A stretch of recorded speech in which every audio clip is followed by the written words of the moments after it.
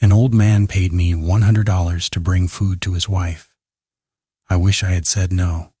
My life was turned upside down when I became homeless. It hasn't been easy. I lost my job, my home, and I spent all my savings trying to survive while searching for my next job, and even that now seems impossible.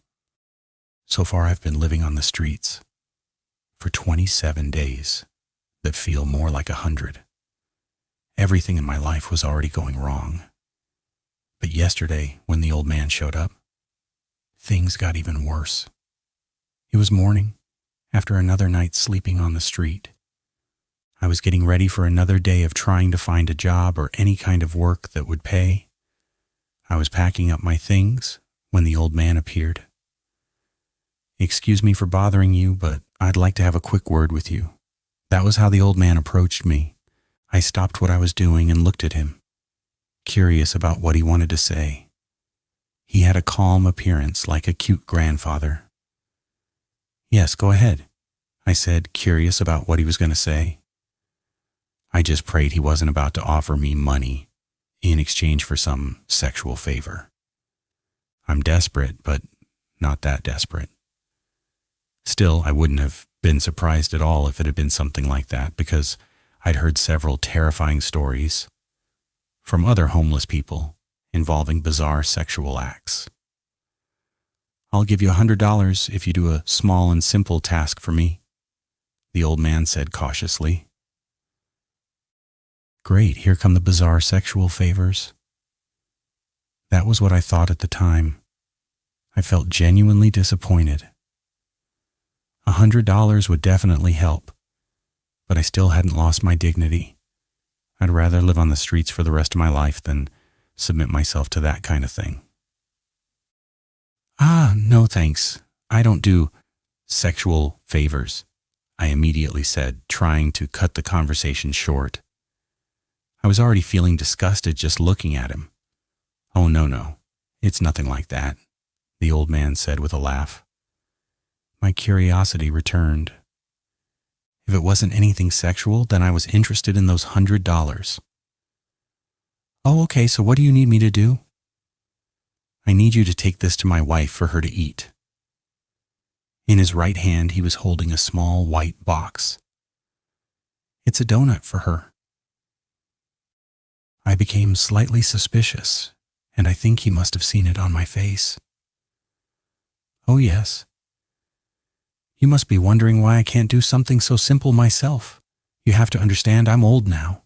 Climbing stairs is difficult for me, and I can't walk more than 100 meters without losing my breath," the old man explained. And it actually made sense, although I still found the whole thing strange. "Okay, and you're giving me $100 just for that?" I said, still suspicious that there was something else he wasn't telling me. "Yes, you just have to take this donut to my wife. Our house is very close by, but unfortunately it's difficult for me. It would be quicker if you did it. It would only take you 5 minutes. Besides, I'm not going home just yet. I still have some things to sort out regarding my pension." It was a simple task. Too simple, but I didn't ask any more questions. Honestly, I didn't care about anything else, except those $100 practically being handed to me. At the same time, I'd also be helping an old man. "Okay, I'll do it, but I need the money up front," I said, not wanting to get scammed. "Oh, yes, of course," the old man said as he took out his wallet.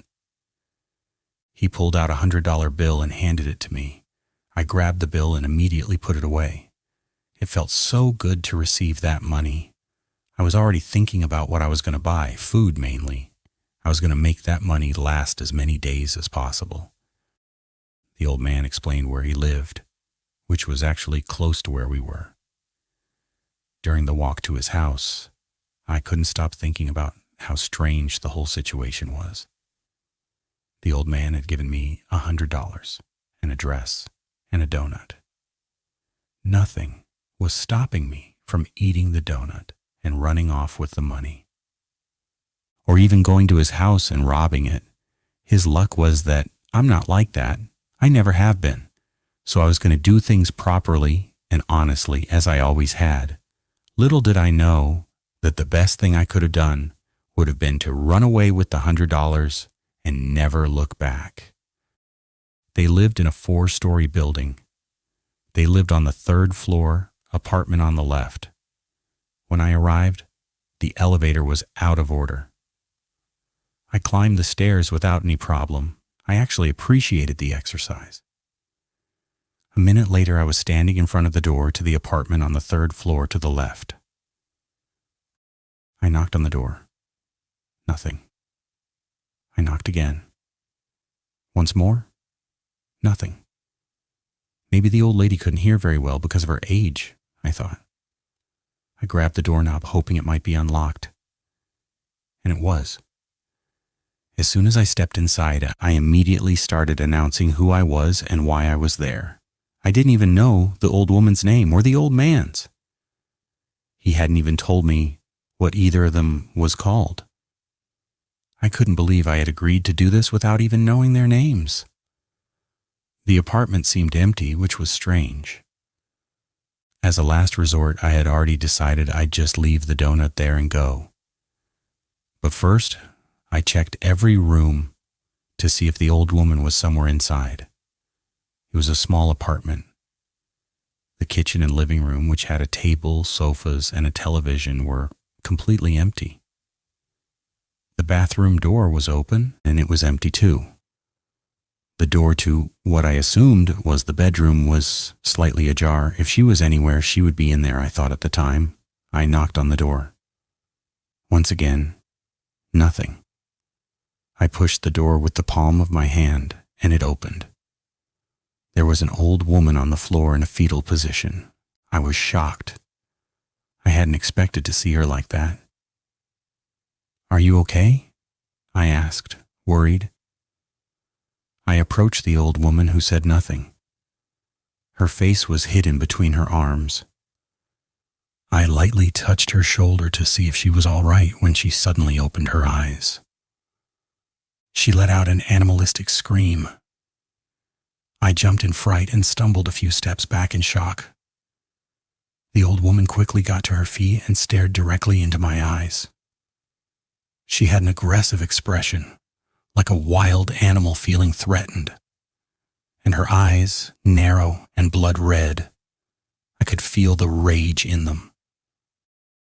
Wait, calm down.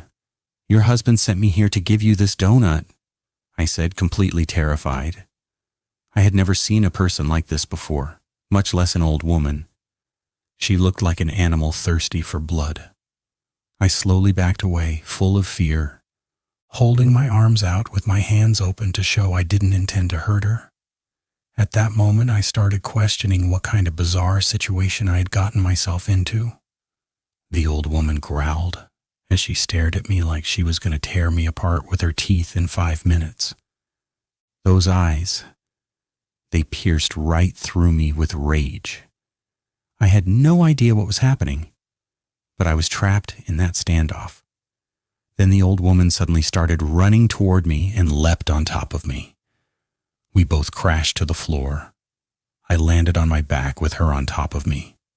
I grabbed her arms to stop her from clawing me with her long, sharp nails. She opened her mouth, trying to bite my face with her pointed teeth.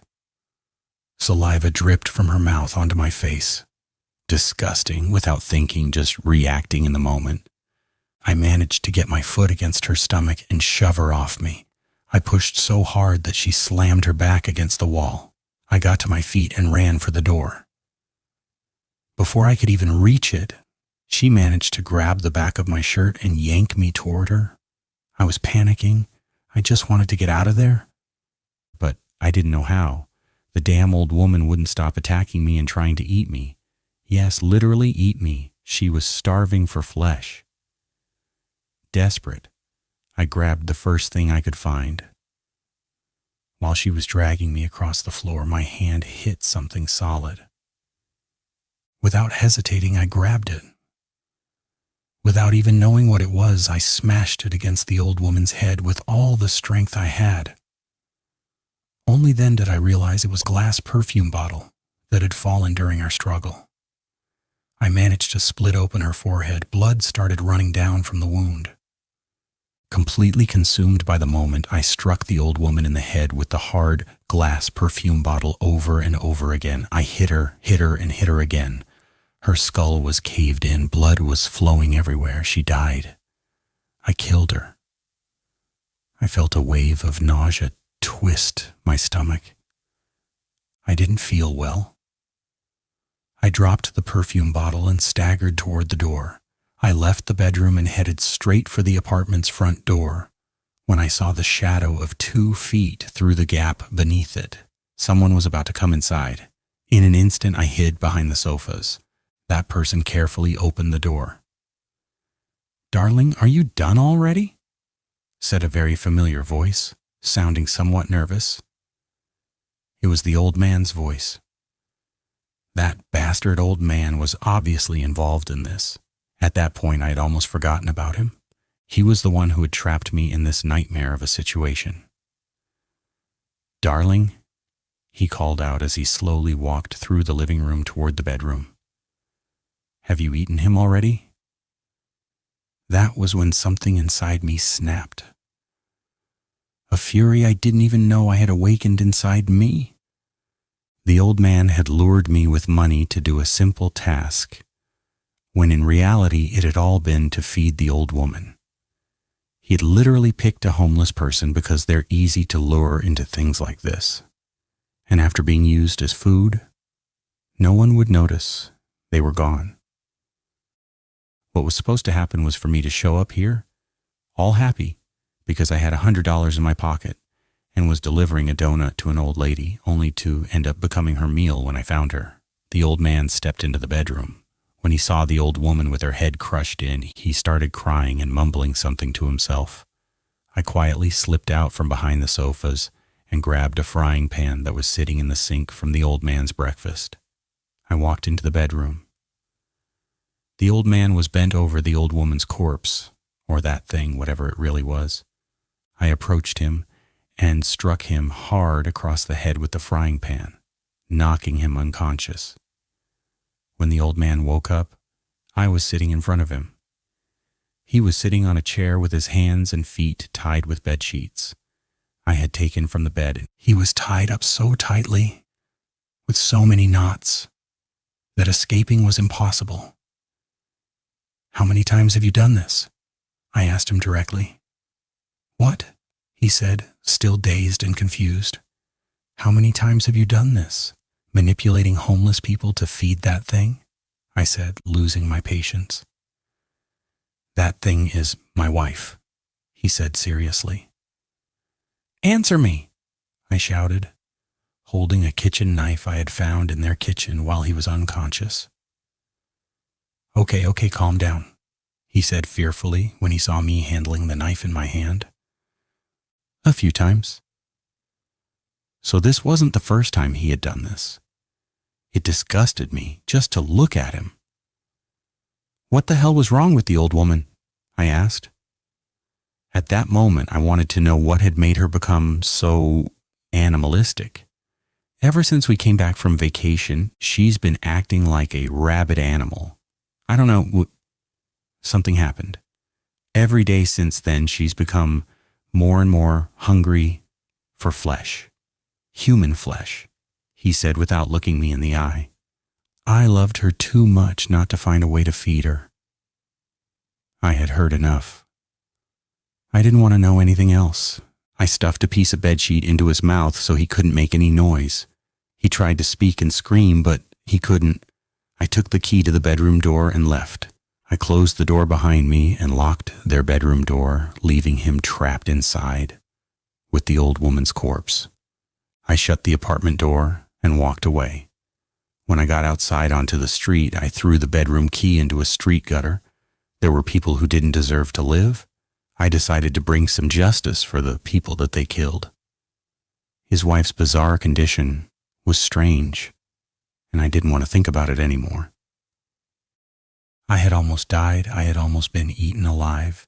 Now it was time for the old man to be punished for what he had done.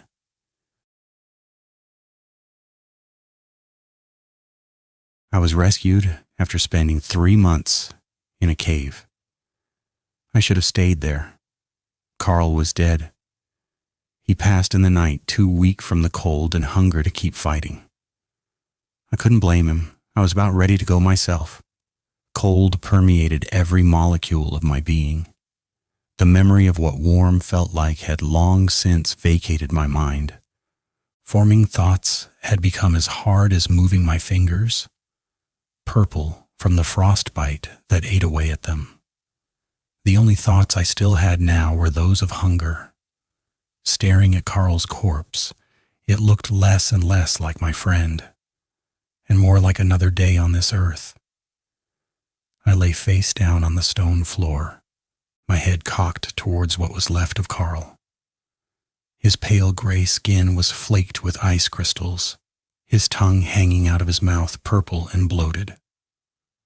I licked my lips at the thought of biting into it, aching for the feeling of anything in my stomach.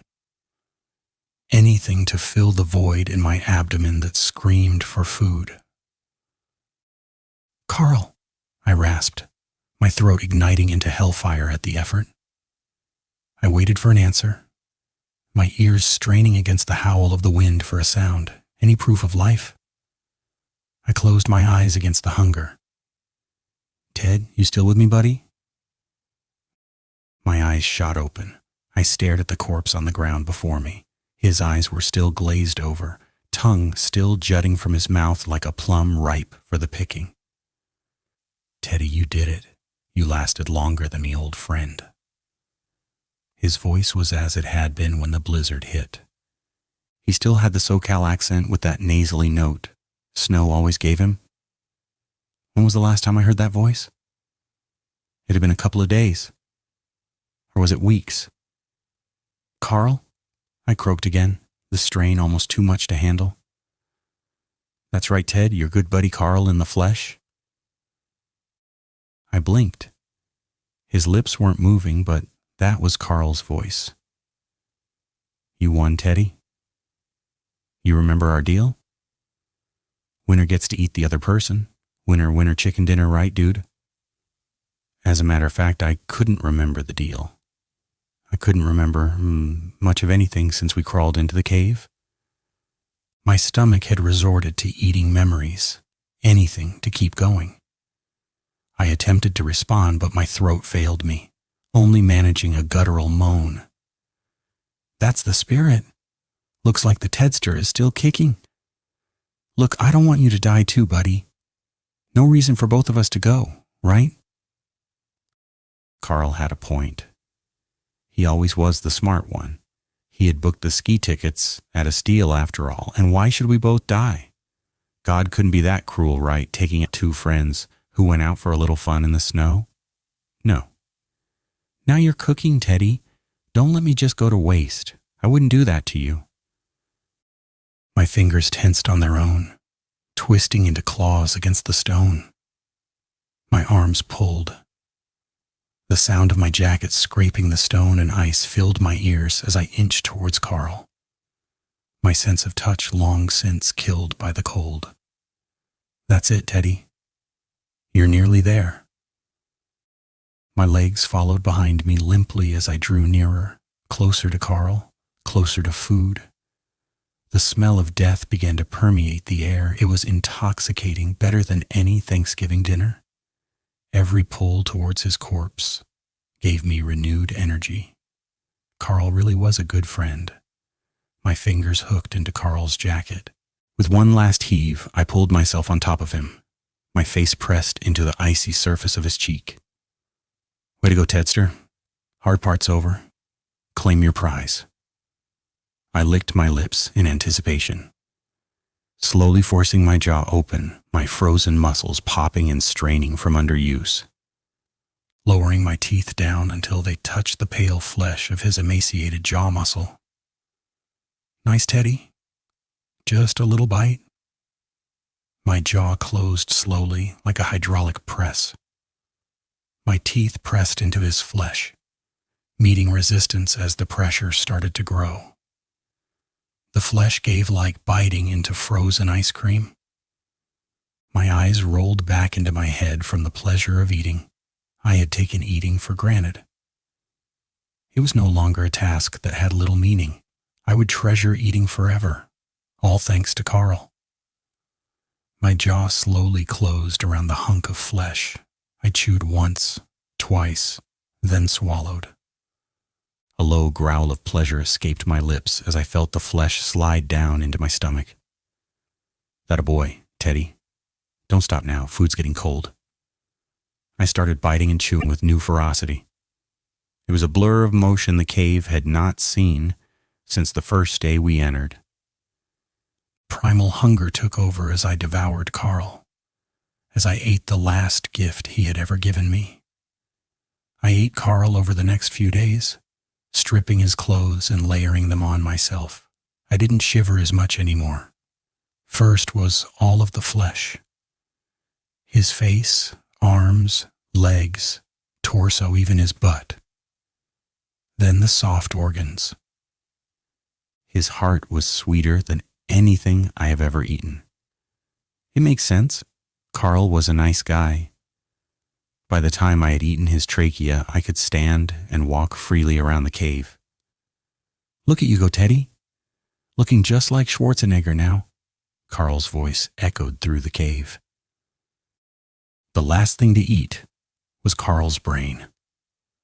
I held the rock in my hand, the sharp edges digging into my palms. "Waste not, want not, Tedster." I wasn't going to waste any of Carl. The rock echoed off his skull with a dull crunch. I brought it down again and again until I couldn't take it anymore and began tearing his skull apart with my bare hands. The rock left covered in blood on the cave floor. As I wiped my mouth and sat back, I looked out at the cave's mouth. The snow had stopped. How long ago had it ended? How long was I eating Carl? I walked out into the gray afternoon, the sun already starting to dip towards the horizon. Stumbling, I followed it. I walked all night. Night turned to day, then back to night. I walked knowing if I stopped, I wouldn't get back up. The landscape around me was dead and infinite.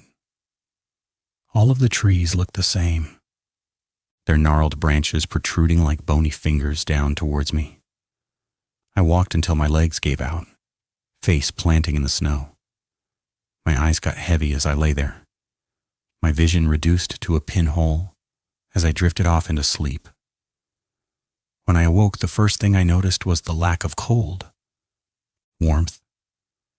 A rhythmic beeping filled the air as I willed my eyes to show me where I was. No matter how hard I tried, how many times I blinked, I could only see white.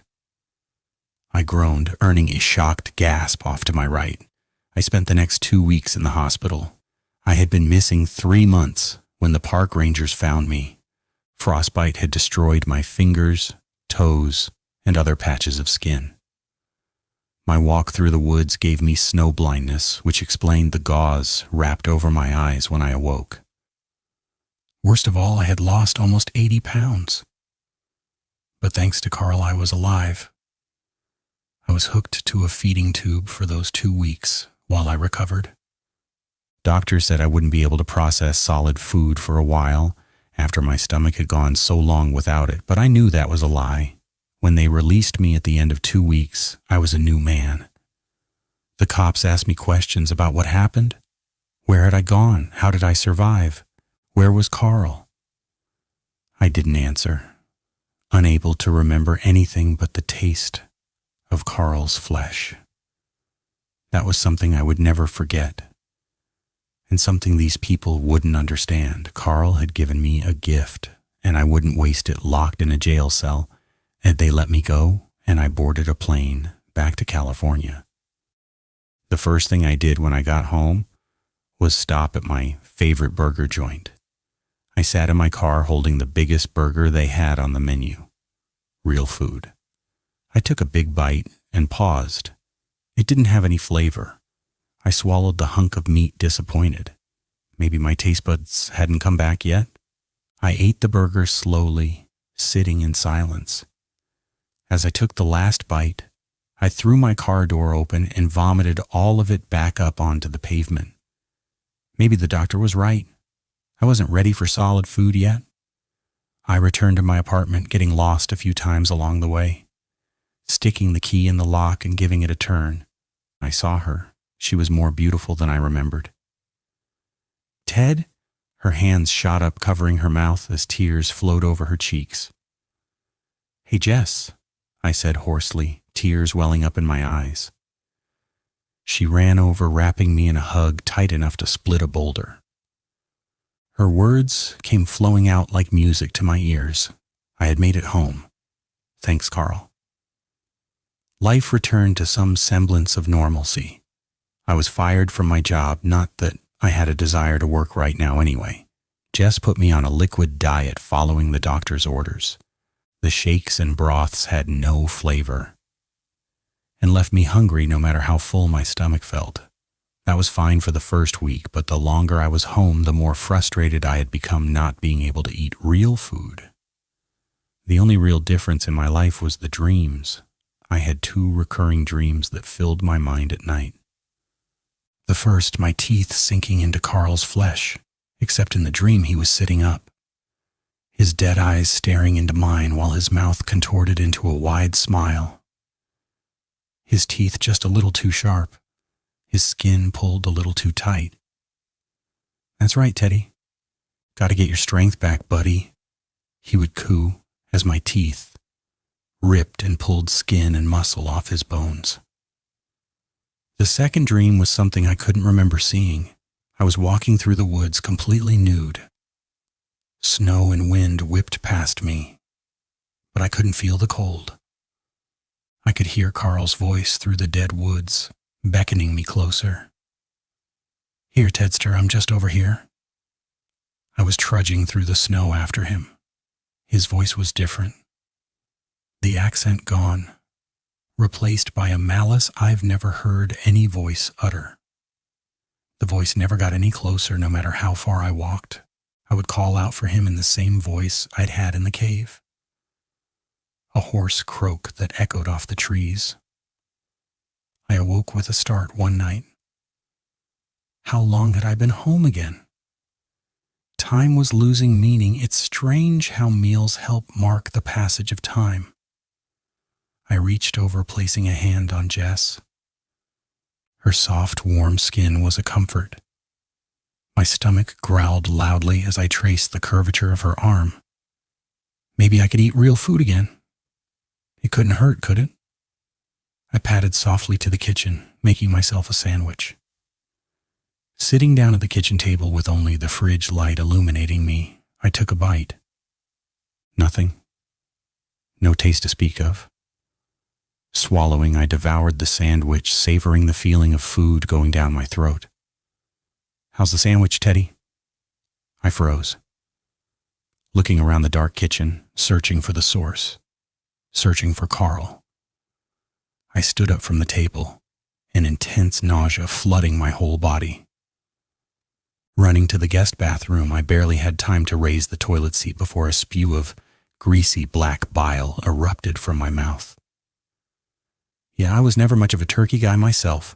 Carl's voice echoed inside the small room. I heaved until my stomach was empty again. The hunger gnawed at my stomach like a rabid dog. Flushing the toilet, I sat on the floor and cried, my back against the wall as I pulled my knees to my chest. Aw, cheer up, Teddy. At least you gotta have it for a little while. I looked around again.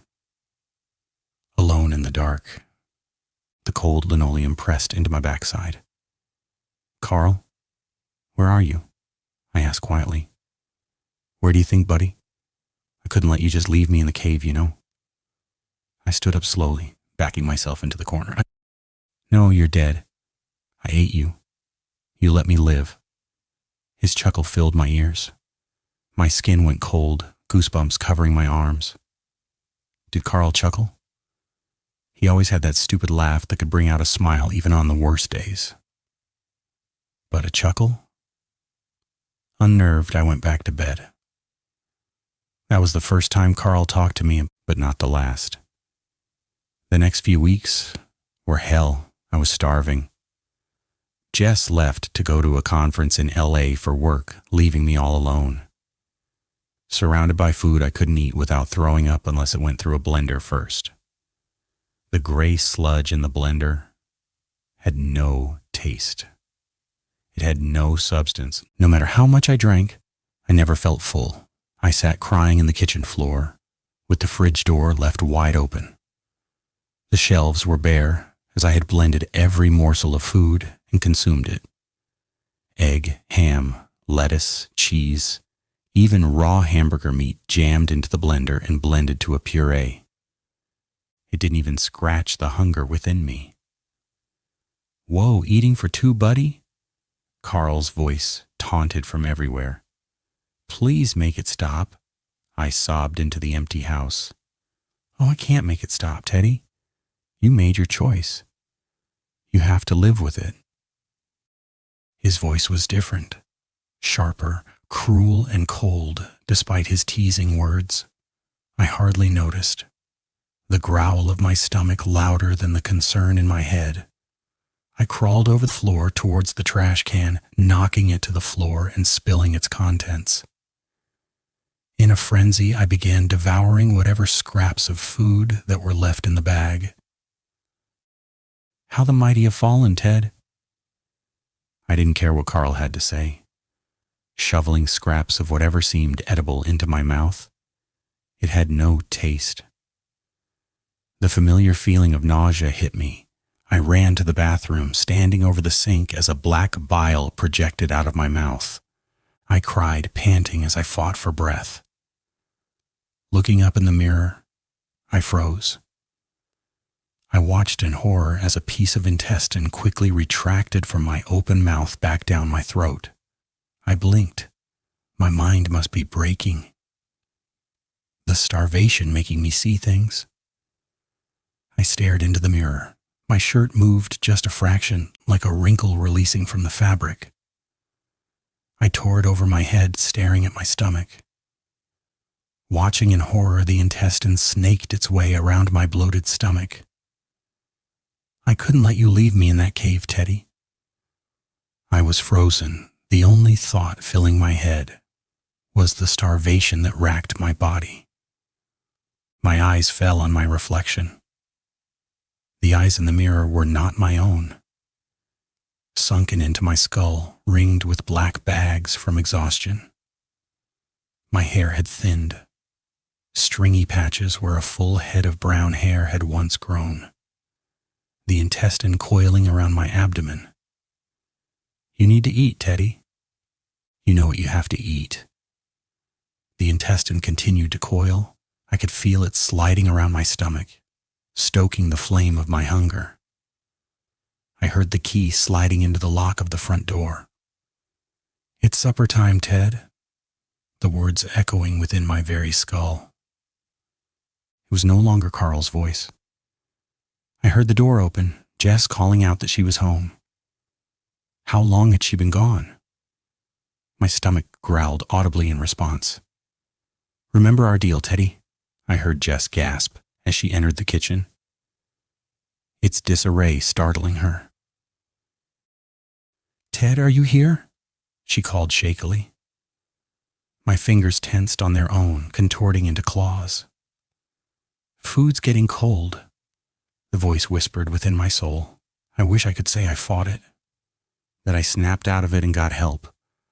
I wish I could say I did the right thing, but I didn't. I sit in the kitchen typing out this account. By the time you find this post and the crushed bones of the woman I love, I will be on a plane back to North Dakota. The hunger is gone for now, but it will be back. I can feel it moving within my stomach now. I won't let it win again. I'm going back to the cave, secluded from anyone else who I could hurt. Back to Carl, back to where this thing came from. I'm sorry for the mess. Something followed me home. I'm not sure if I should trust it. This is what had happened. I lived on the 4th and top floor of that building.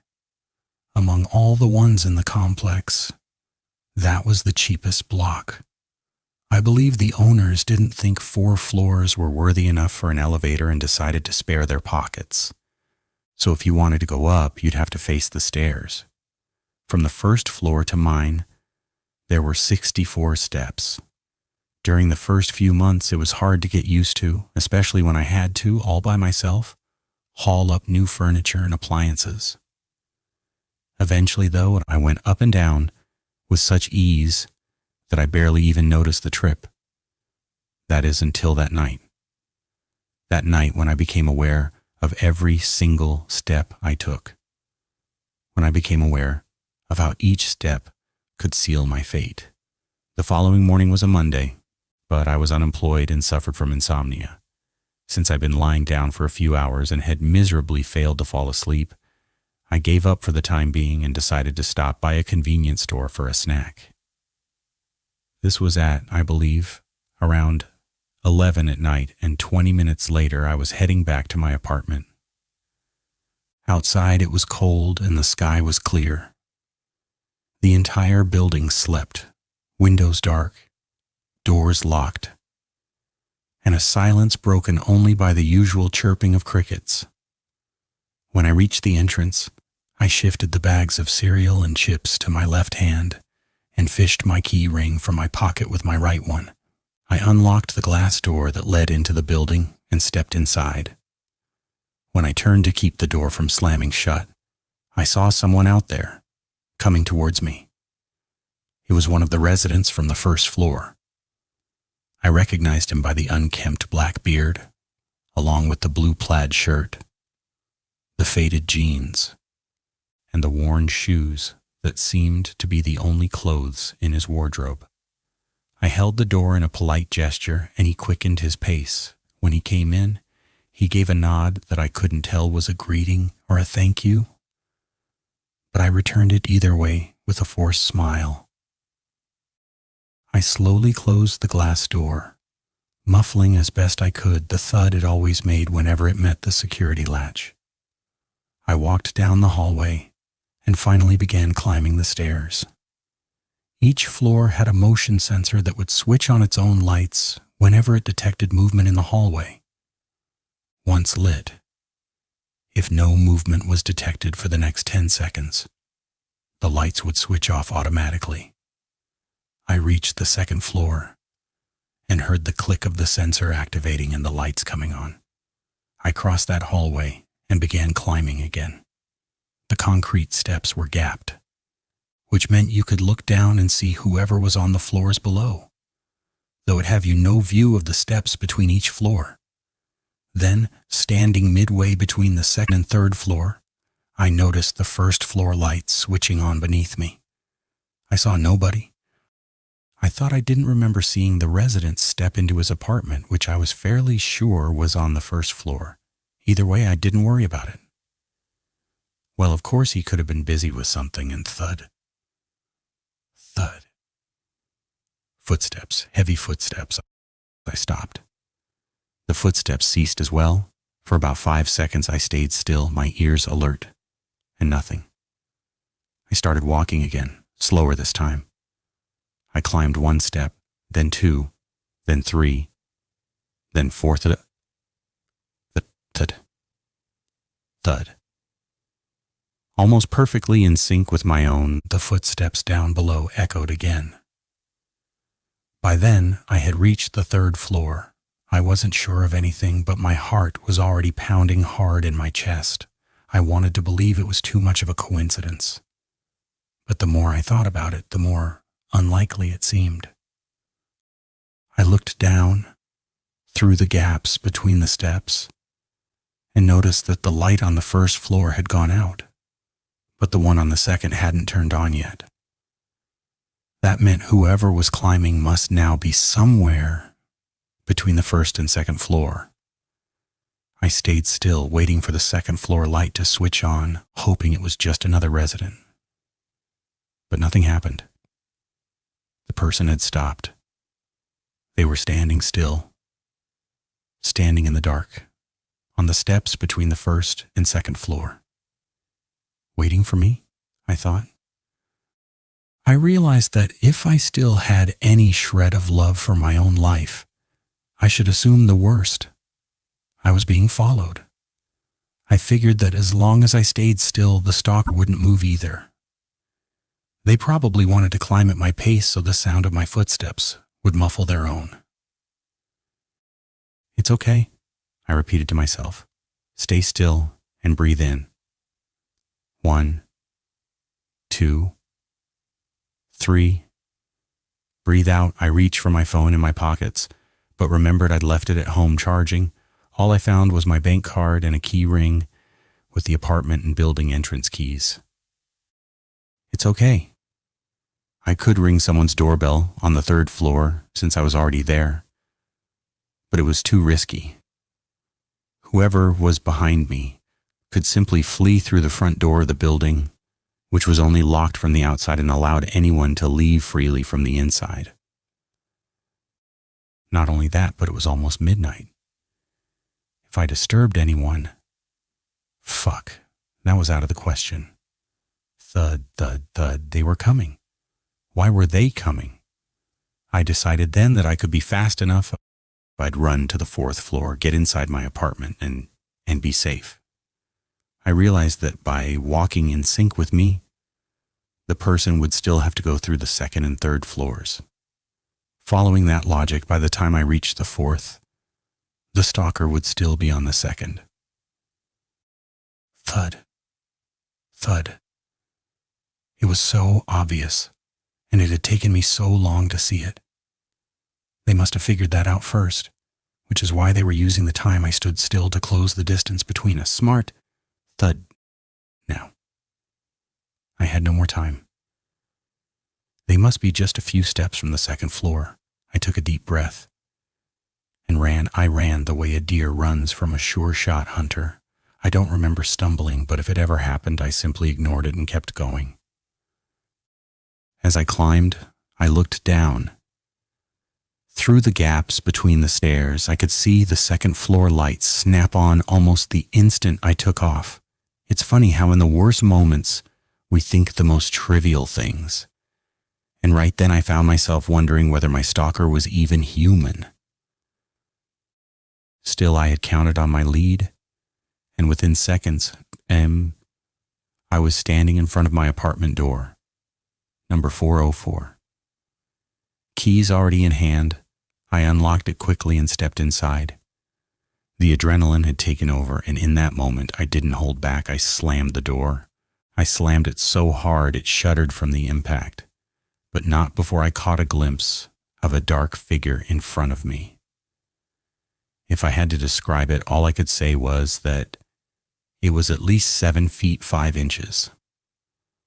Its skin traced the exact outline of a spine and ribs beneath a blue plaid shirt, and its limbs were just as thin and long. Its jaw was dislocated and drooping, twisted to the left. I turned the key in the lock more times than I thought were possible, and panting, I remained standing, wondering whatever the hell that thing wanted to do with me. Turn off the lights. I had an idea. If my apartment went dark, I'd have a better view of the light coming through the door undercut. The light from the hallway. Following my logic, as long as the stalker was standing out there, the hallway light would stay on, and once they left, after 10 seconds, it would turn off. In other words, I'd know I was safe. As soon as I hit the light switch in the living room, I was plunged into darkness. I held my breath, eyes fixed on the gap under the door. Even as I tried to calm myself, my heart still pounded like a drum in my chest. I just wanted it all to be over. After 40 seconds, the sliver of light beneath the door went away. I'm certain it was exactly 40 seconds because I counted every single one. My relief was so great that the tears on my face mixed with sweat. I dragged my feet toward the kitchen, trying to pull myself together. If I reached the intercom, I could call for help, warn someone. Ding dong. The chime rang through my freshly furnished apartment. Someone had rung my doorbell. I felt frozen in time. My body refused to move. My stomach turned, and more than throwing up, more than crying, and I wanted to run. How?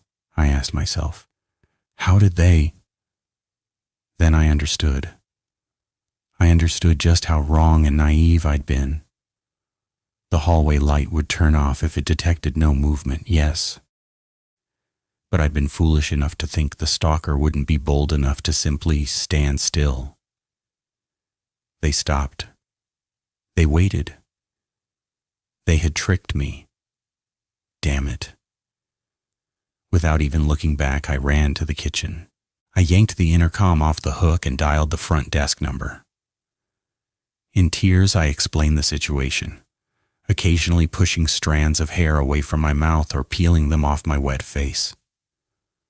The man who answered asked me not to take matters into my own hands and, if at all possible, to lock myself in my bedroom while help 2 night security guards was on the way. "It's okay," I whispered, my voice shaking.